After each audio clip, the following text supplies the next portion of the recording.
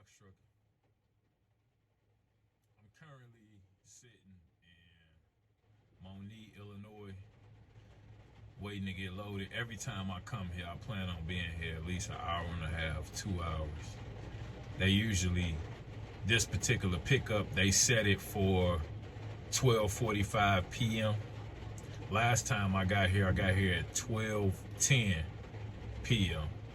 and pretty much I sat here until 2:10 p.m. to get loaded. And that particular day I had a run set up right behind this. So when I got here at 12:10, I was planning on maybe being out by 1:10. It's only a 34-mile run, dropping that by 1:45, and I had another pickup at 2:30 p.m. But by them keeping me here to 2:10 p.m., this was the first time I had to do this. I actually had to run 2 loads at once. And reason being, when I left here at 2:10, I wouldn't have had enough time to drop this load and then get to my other run in time enough for, a pickup. So what I ended up doing was, when they loaded me at 2:10, I reported a delay on the second trip so they didn't cancel or reject it, and then just went directly over because I had space. So I just went directly over and picked up that load as well. So the app actually booked me onto 2 runs. And yeah, I dropped this one first and then that one after. And what ended up happening was they dinged me on one of my trips. So I had 100% performance score for at least the last month and a half. I haven't had any, arrival or, time issues with any of my trips within like the last month and a half. So yeah, that was my first ding to my performance score in a while, which put me down to a 98.4%. And I'm going to dispute it, and I'm sure they'll take it off. I just been so busy, I haven't got around to getting in contact with ROC, and creating a case pertaining to the run, because I noted in the trips that it took them so long to load me that it may have been a arrival issue with my next trip. So I'm sure they'll take it off. I just gotta create a case. But yeah, so anytime I'm here, I plan on being here a while. So pretty much I went ahead and said, hey, let me go ahead and make this video. But pertaining to the title, within my last couple videos, I told you guys that I was selling my Sprinter van to a guy in Raleigh, North Carolina. And pretty much he came here once. He flew in and he looked the van over and pretty much said he wanted it and was supposed to come back the following week to pick it up. Okay, so today I'm making this video, which I really don't care to make. The channel is, geared towards positivity, growth, and stuff of that nature. So I really don't like to bring any negativity in. And that's kind of why I made, the title, how I turn a negative into 2 positives, okay? Because, yeah, once the guy left from, seeing the van the first time, he was all for, purchasing it. We pretty much discussed every, aspect of what was to occur, pertaining to the sale. So he left, and the plan was he was going to come back the following Friday. And he was going to pick the van up then. He was bringing, I guess, his business partner with him. And pretty much, I can disclose, he was going to give me 16 grand for the van. Okay. So that was the amount we agreed upon. Initially, we agreed on 15 grand. which was super low. Okay. But, you know, in the midst of me talking to him, he was in the process of purchasing a van. He had already actually put a down payment down on the van. And the van was going to cost him right around $50,000 with financing. Okay, he was going to purchase a dually style van with dual rear wheels. Okay, so pretty much he wasn't going to be able to use that van to expedite. I explained that to him. He told me he was going to get his down payment back. He asked me what I would sell my van for. In the midst of just, you know, the conversation, you know, talking, I threw a number out. I told him, hey, give me 15 grand and you can take it. You know, I still owe a little bit more on it, but I'll take care of that end of it, you know. And he was like, well, I need to get it inspected. So, you know, is it okay if I use your plates, you know, to drive it across 5-6 states through tolls back to Raleigh to get some sort of inspection that the state of North Carolina supposedly requires to register any vehicle there. Okay, and somebody get down in the comments and let me know, is that, you know, the case? Does North Carolina require you to complete a vehicle inspection to register a vehicle into your name? Somebody let me know. But long story short, yes, he wanted to use my plates to transport the van back to Raleigh, North Carolina to have it inspected. Upon inspection, once they cleared everything, he was going to send me a confirmation text, and from there the sale would be completed. Okay, so pretty much I'm like, okay, you know, you're gonna have to cover the cost of tolls, you know, as well as, you know, when he initially came, I had to pick him up from the airport. You know, we pretty much drove 4 hours test driving the van, take him back to the airport, and so forth. Okay, so yeah, initially we said 15 grand, and then we agreed that I would take the van up to Raleigh initially to have it inspected. Okay, so I told him, hey, for me to do that, it's gonna be an extra $1,000. So I need, you know, 16 grand to complete the deal. He said, okay, that's fine.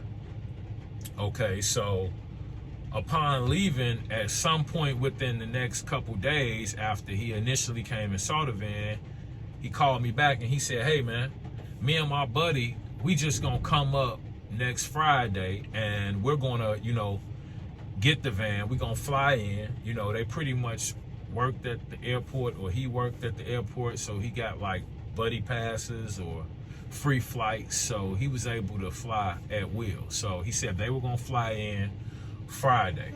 I didn't have to bring the van back to Raleigh, you know. And so pretty much after that, I never said anything else about changing the price. It was set at 16 grand. So I guess a day or so later, he called me back and he said, hey, well, my business partner said, hey, we agreed on 15 grand and then you said 16, and I straight up told him right then and there, I said, hey man, I really want 18 for the van. Okay, I done looked at the Blue Book value. I done checked online for what they sell this year van for with this many miles. Okay, I'm cutting you a deal at 16. I also spent money to come pick you up from the airport, transport you around in the van, take you back to the airport. I'm like, so you're still getting a deal. Go check online, go look at the vans. He's like, no man, it's just my buddy. You know, he's the one that's saying this, but you know, I told him I'm gonna just go ahead with the 16 grand and that's fine, and you know, I understand, and okay, cool. So I thought it was solved there. So pretty much, yeah, we're still planning on him coming back the following Friday. We've been in contact for about a week and a half now, and just clearing up any discrepancies with the sale. So about, I would say Wednesday was probably the last, you know, communication I had with the guy. Like I said, we had been talking back and forth. Either he would call me or I would call him, and this was almost every day or so for a week and a half up until Wednesday. Okay, he was to pick it up Friday. I don't hear anything from him Thursday. Okay, so I try to contact him, and it seemed like his phone was dead because it would go to the voicemail. And then I got a call back from the New York area, which was another area he kind of frequented. And like I said, he could fly from here to there. And he said he was going to be somewhere doing something. I don't know. But I got a call from a New York hotel. Tried to call the number back and couldn't get anybody. So I don't know if that was him or not. But yeah, Thursday I tried to contact him. Nothing. And like I say, every day or so, I get a call or I'm talking to him. So it's some form of communication. Suddenly it gets kind of shaky. So I don't hear anything from him Thursday. Friday morning, I'm not sweating it too much. And one thing that I needed to do before he actually picked the van up, I needed to replace the windshield. It was a big crack in the windshield. So I gave him my word I would replace it, you know, and to replace it, you know, I passed up a couple good runs because I could have replaced it in the Chicagoland area. I had done it before for right around $200, but I couldn't get a appointment quick enough to get it done by Friday for him to pick it up. He was supposed to be flying in by like 1 p.m. Okay, so I scheduled at a place that charged me $350, probably $150 more than what I knew I could have got it replaced for. But hey, I'm trying to hold up to my end of the bargain and also meet the time frame that we set for the sale. Okay, so Friday morning, you know, I contact him and I say, hey, is everything good? Yeah, I'm trying to board the plane now. Everything should be good. Now, I pay attention to, you know, wording and, you know, what a person, you know, says. So the first time it wasn't no trying. I'm getting on the plane now. I'll be at, you know, the airport at this particular time. Everything's a go. This was the first time he flew in. This time it's, yeah, we're trying to board the plane now. Everything should be good. And I'm already sensing that something's going on.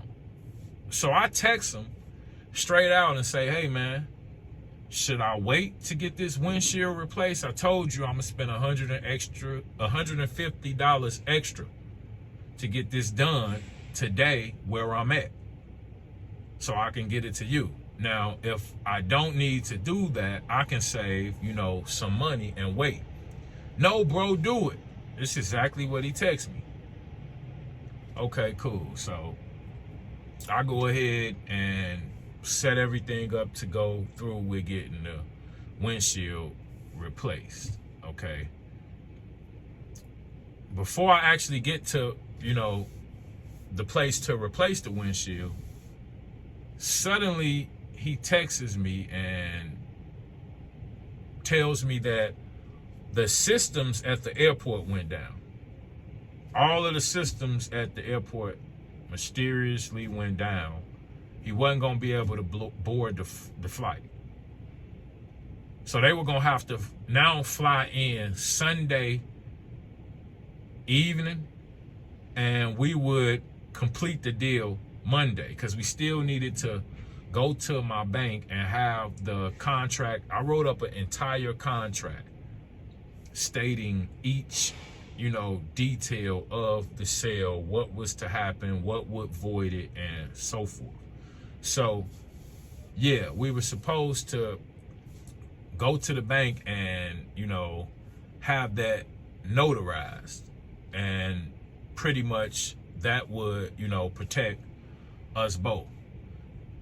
So yeah, pretty much he tells me that all of the systems have gone down at the airport, and yeah, he was going to have to fly in Sunday, and we would go and complete the notarization Monday, and they would fly, or no, they would leave in the van from there, because that was the plan. They were going to fly in, drive the van back, have it inspected the following day, then send me a confirmation text, at which time I would wait for his cashier's check to clear. You know, he was bringing me a cashier's check for 16 grand.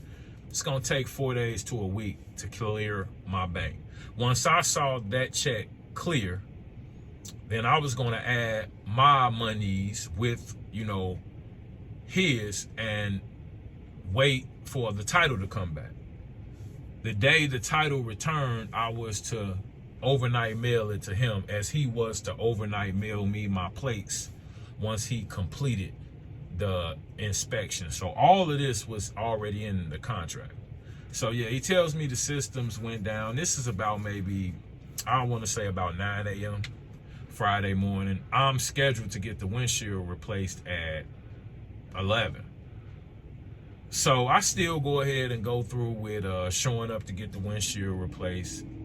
At this point, he's still supposed to be flying in Monday or Sunday night, and we handling the deal Monday. Okay, so I show up and I'm getting the windshield replaced. I'm in a pretty good mood. I'm chilling out, and mysteriously out of the blue, I get a text. It's a long run-on, like 3-page text, pretty much, from the guy. And he's now saying, hey bro, we agreed on 15 grand, and my business partner's like, you know, I didn't think that, you know, it was cool that he went back up on the price, that now that he's not driving it here, and I need something in writing saying that you're going to send the title, and when you're going to send the title, and when you're going to pay off the... Now, I just told you guys, we just discussed this probably 3-4 days ago. He said the same exact thing on the phone. And I told him, dude, I want to charge you 18 grand for the van. Okay? I'm cutting you a deal. I already told you this. Okay? So now you come and repeat the same thing over through a long run-on text.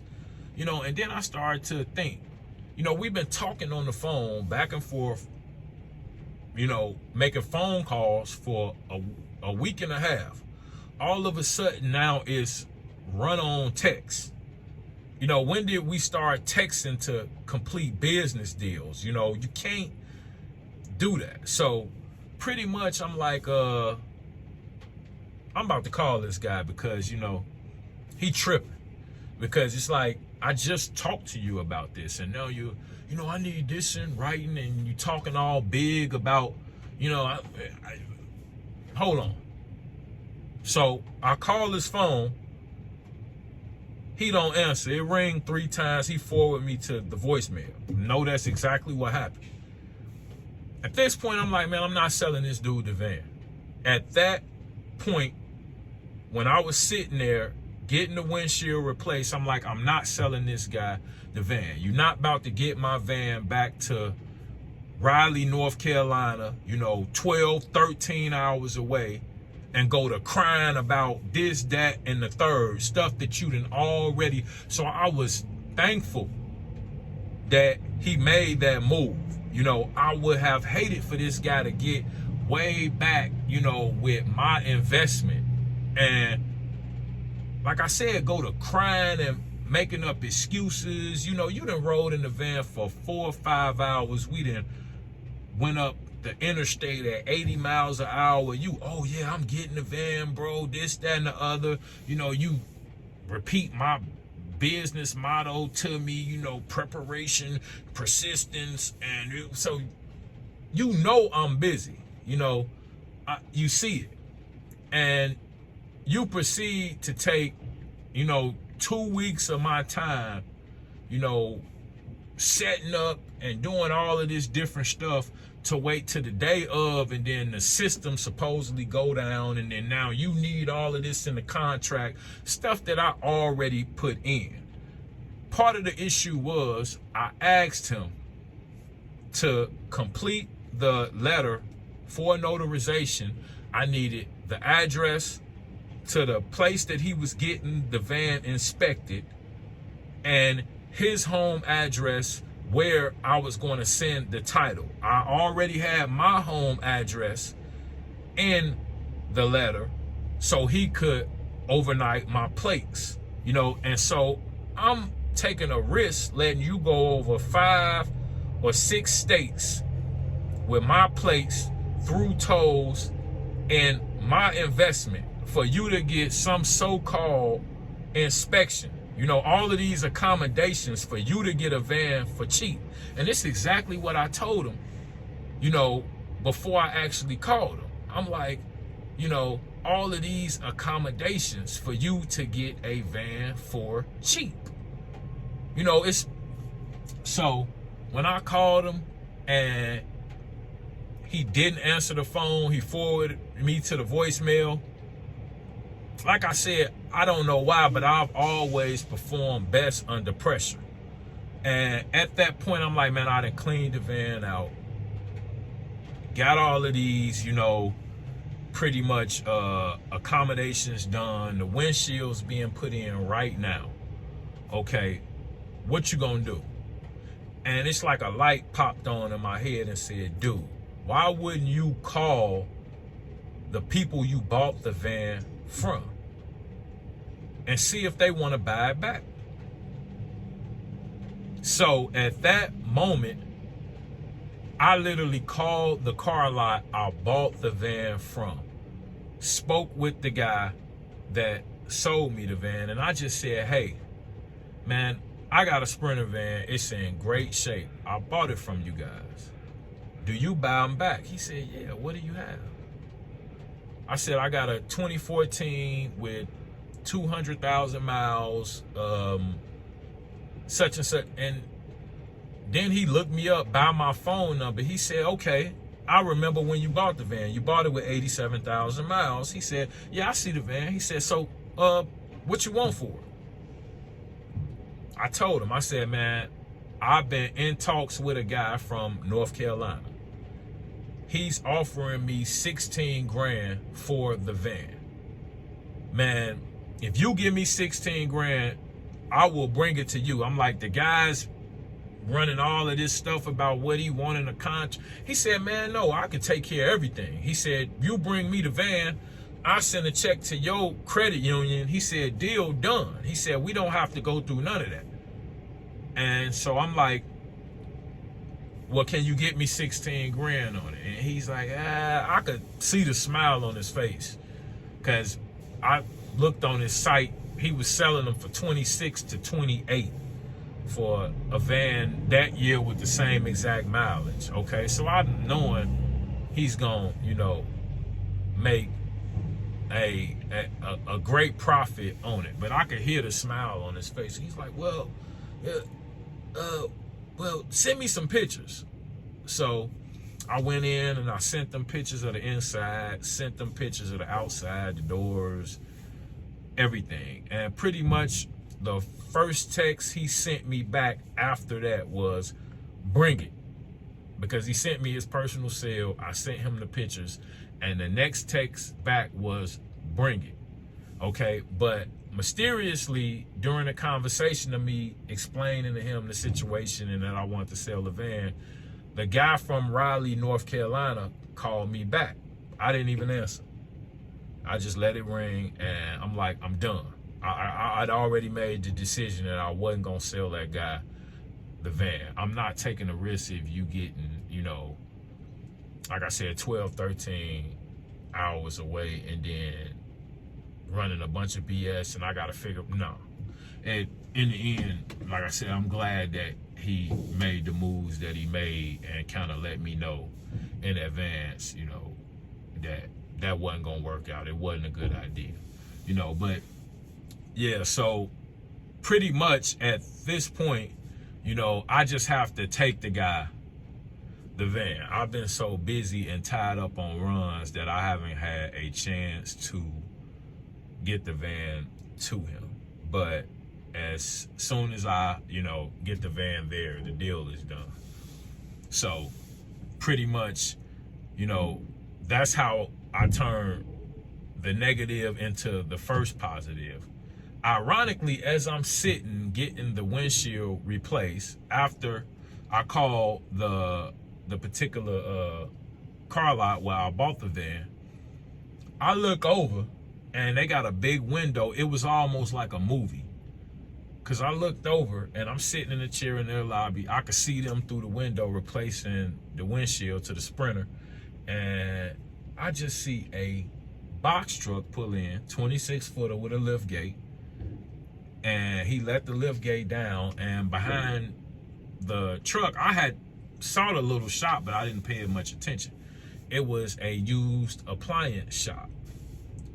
And right when I looked over there, I knew I was going over there. I mean, I'm sitting here and I'm like, I just watched a box truck pull up. And so I sat there for a minute, and the guy loaded whatever he loaded onto his truck, and then he left, and I sat there a little while longer. I kept looking over there, and I jumped up and I shot out the door.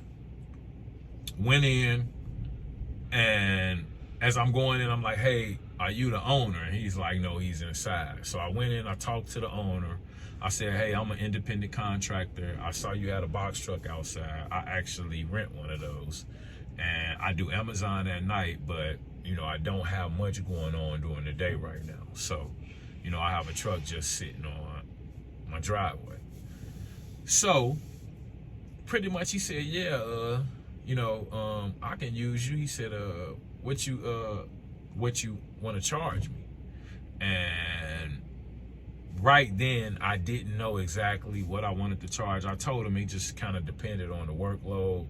He's talking about 10 stops locally, pretty much, that will be the main route. And yeah, he works in used appliances. He got a couple of warehouses. He was talking to me about possibly like managing a warehouse if I wanted to invest in something like that. I don't want to do anything like that where I have to sit still that much. So I kind of passed on that. He did mention also a vending machine business. He has some vending machines. He has some vintage like video game machines, like the Mr. Pac-Man and different stuff like that. So I told him I may be interested in looking into some of the vending machine stuff in the future, but right now I was kind of just focused in on the box trucking.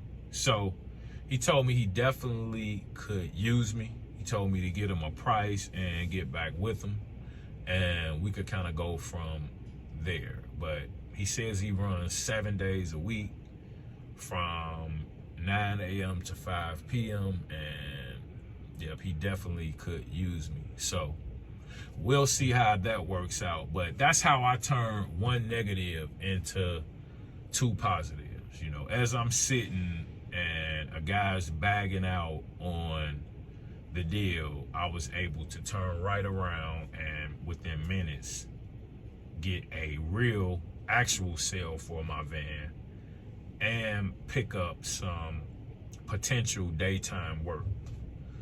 So that's what happened with that situation. And I have not talked to that guy since. Once I talked to the dealership and he gave me the go ahead to bring the van in and we agreed on the price, I never spoke to the guy again. That was it. And it is what it is. But yeah, and that's a lesson for, you know, my fellow YouTubers. Be careful where you invest your energy. Not only did I waste money, pass up, you know, probably $2 to $3 grand in runs, you know, trying to accommodate this guy, but I also provided him with a bunch of you know, inside intel and knowledge, you know, pertaining to box trucking and the Sprinter van game and so forth. So, you know, I just want to put that out there, you know, to my fellow YouTubers. You know, protect your energy and be careful. Everybody talks a good game. Everybody wants to get in. Everybody sees the money that they can make. You know, nobody knows about the hard work, the dedication, and so forth, what it really takes to be successful in the box truck game. So, you know, be careful. You know, I've had people come into my inbox and act like they want to purchase a course, and it turns into 50 questions a day. They never, you know, actually purchase the course and pretty much think they're bamboozling you, you know, until I just stop responding. Okay, it's only gonna go so far. So with that being said, man, I ain't gonna hold you guys. I just wanted to put this out there, update you guys on, you know, what occurred with the sale. And yeah, hopefully they get me loaded sometime within the next 10 hours. But as usual, you guys stay safe out there, take it easy, and have a good one. Appreciate you.